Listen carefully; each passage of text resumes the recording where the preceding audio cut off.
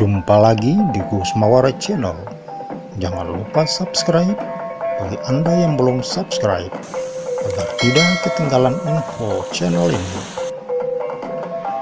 Inilah lanjutan kisah Kapitan Lato Papua di negeri Horale, Seram Utara.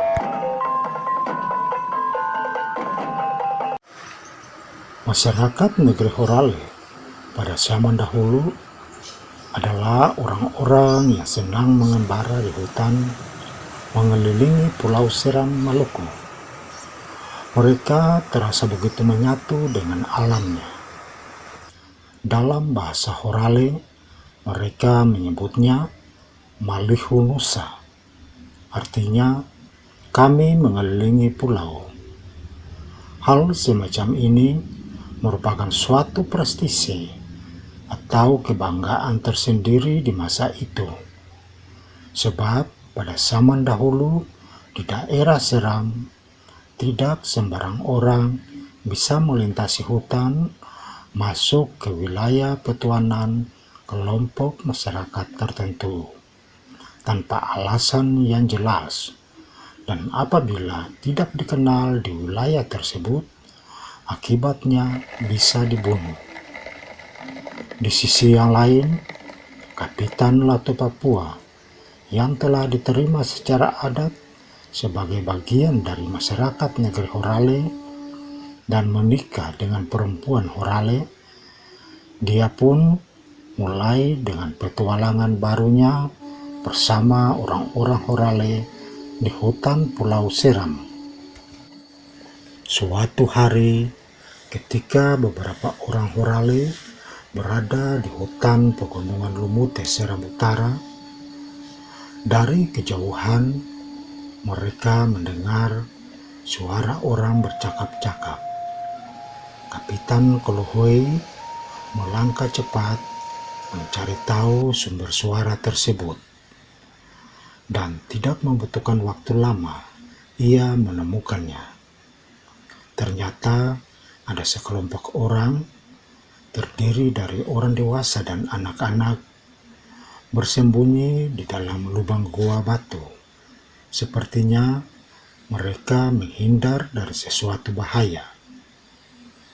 Kapitan Kolohoi menghunuskan busurnya dan berkata, "Haururua," yang artinya kalian diam. Melihat busur dihunus ke arah mereka, orang-orang itu ketakutan dan memohon agar tidak dibunuh. Akhirnya, mereka disuruh keluar dari dalam gua dan akan dituntun ke daerah Seram bagian selatan, karena dilarang tinggal di wilayah petuanan negeri Horale. Pada waktu yang bersamaan, Kapitan Lato Papua juga telah tiba di situ. Kapitan Lato Papua berkata kepada Kapitan Kolohoi untuk mengizinkan dirinya yang mengantar orang-orang tersebut ke daerah Seram bagian selatan agar dia bisa dikenal orang, karena Kapitan Kolohoi sudah banyak yang kenal.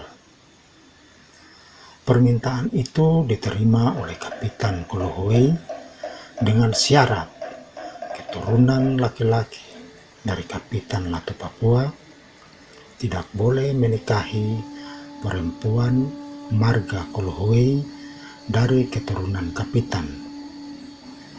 Dua orang kapitan ini sepakat menyatakan sumpah janjinya untuk saling menjaga, melindungi, dan apabila keturunan laki-laki dari Kapitan Lato Papua menikah dengan perempuan marga Kolohoi dari keturunan kapitan, maka sang lelaki akan mengalami kesialan dan mati kaget. Artinya meninggalnya tiba-tiba, sedang beraktivitas tiba-tiba meninggal, bukan karena sakit.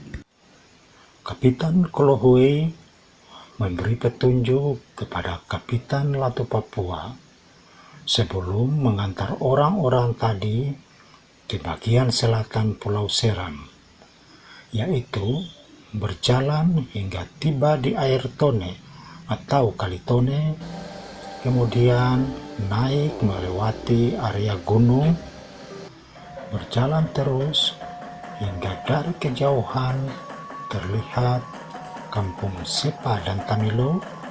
Maka taruhlah mereka di tempat itu. Kapitan Latu Papua mengantar orang-orang itu dari pegunungan Lumute melewati jalan sesuai petunjuk tersebut. Hingga tiba di Kali Tone, sambil berjalan, ia mengalihkan pandangannya melihat ke atas. Tampak di langit sudah mulai gelap. Mereka berjalan hingga di atas gunung, namun tempat yang dituju masih jauh. Kampung Sepa dan Tamilo masih jauh, belum kelihatan. Tentang kisah perjalanan ini oleh masyarakat Horale dituturkan dalam syair Kapata berikut. Turu kariole lotone patai loete erumele seka tamilone elau wakaisalau. Mereka berjalan melintasi hutan hingga tiba pada tempat yang ditentukan. Di lokasi inilah orang-orang tersebut tinggal dan membangun perkampungannya yang dikenal dengan nama Haruru, diambil dari asal kata Haururua.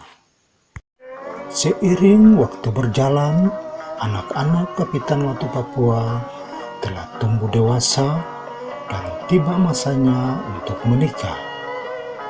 Anak lelaki satu-satunya menikah dengan seorang perempuan marga Kolohui dari keturunan kapitan.